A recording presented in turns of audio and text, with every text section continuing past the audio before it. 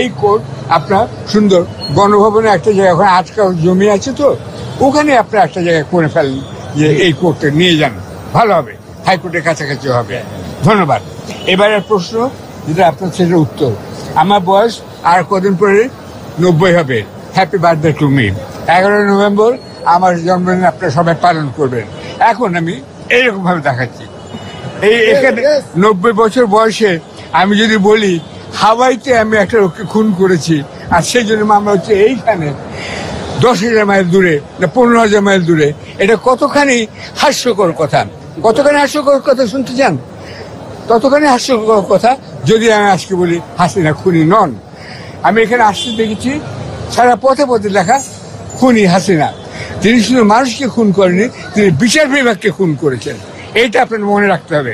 আজকে একই মামলায় মাহমুদুর রহমান সাহেব জেলে আছেন। কেন? তার মতো বয়স্ক, তিনিও একজন প্রবীণ লোক, তিনি বলতে পারেন আপনার বয়সে ছোট, হ্যাঁ ছোট, কিন্তু একসময় আমরা সবাই কিন্তু সমান। পেশাগতভাবে আমরা সবাই সাংবাদিক, পেশাগতভাবে সবাই আমরা টেলিভিশন উপস্থাপক, ক্যামেরাম্যান, এবং এখন এই মোবাইলের কল্যাণে সবাই কিন্তু ক্যামেরাম্যান, তাই না? সেখানে মাহমুদুর রহমানকে আসতে হবে কেন? তিনি এসেছেন, তিনি অত্যন্ত মাতৃভক্ত একজন সন্তান। তার সঙ্গে কাশিমপুরে জেলে থাকার আমার সৌভাগ্য বা দুর্ভাগ্য হয়েছিল, এবং সেখানে আমি জানি 8 বছর বয়স থেকে তিনি তার মার সঙ্গে আছেন। এবং এই মা এত অসুস্থ বলে তিনি এত ঝামেলা সত্ত্বেও তিনি এসেছেন, মাকে দেখার জন্য এসেছেন। তাকে তো আজকে কোর্টের অনুমতি দেওয়া উচিত। জেলে যাবেন না, আপনাকে আমরা দিলাম অনুমতি, আপনি আপনার মার পাশে থাকেন, মা সেবা করেন। আপনার বায়েজিদ বোস্তামির কথা শুনেছেন, আমি জানি না কজন বিচারক বায়েজিদ বোস্তামির গল্প পড়েছেন, আপনারা পড়েন এবং একটা মাতৃভক্ত ছেলে মাহমুদুর রহমানের জন্য আপনারা কাজ করেন, সেটাও আমি বলবো। আর আমি আপনাদের সবাইকে ধন্যবাদ জানাচ্ছি আবারও। বিচার বিভাগের আমূল সংস্কার প্রয়োজন, এবং তারাই বিচার বিভাগের সংস্কার করতে পারবেন যারা আমার মতো মাহমুদুর রহমানের মতন জেলে গিয়েছেন এবং কিছু সময় কাটিয়েছেন। তাহলেই বুঝতে পারবেন ওখানে বিচার বিভাগের কী অবস্থা।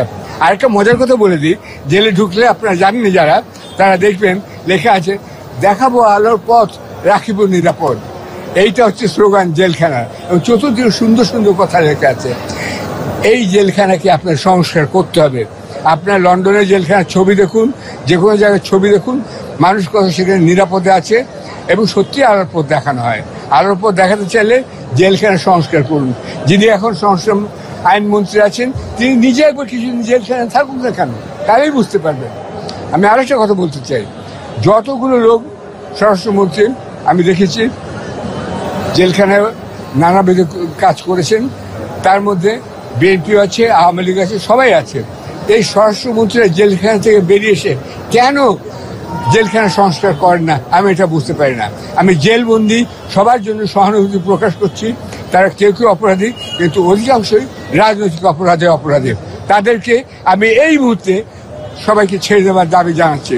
আপনারা সবাই বুঝতে পারছেন না, তাদের বেতন দিতে হবে, স্কুলের ছেলেমেয়েদের বেতন দিতে হবে, মা পরিবারকে খাওয়াতে হবে, এগুলো পয়সা কোত্থেকে আসবে?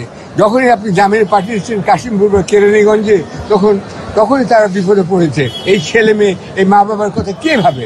আপনাদের ভাবতে হবে, তাদের কথা লিখতে হবে। খালি আমি হিরো বা একজন সম্পাদক বলে মাহমুদুর রহমান হিরো, এটা হলে চলবে না। আপনারা সবাই হিরো।